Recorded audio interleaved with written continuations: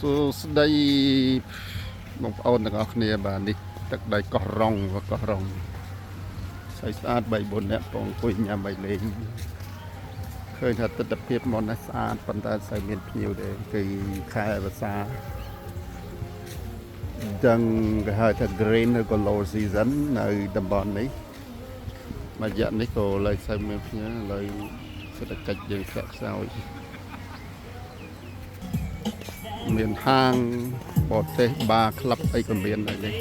នៅស្អាតស្អាត3-4នាក់ទៅខ្ញុំចាប់ឲ្យមើល Monkey made monkey beautiful draft beer 75 cent cocktail all cocktail $3 wow good chill tonight gonna be big fire show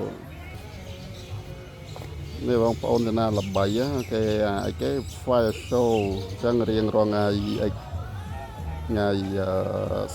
សពអីចឹងទៅមានយប់ហ្នឹងក៏មានដែរនេះទំសួរស្អាតស្អាតលោកខុសខាងមិញថាមានហ្នឹង nice beautiful មើលបយគេពងលេងតែបាល់ណាគេចង់មើល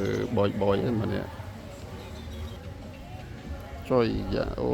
នេះឃើញមហូបឲ្យដើរចុះដើរឡើង barbecue ហ្នឹង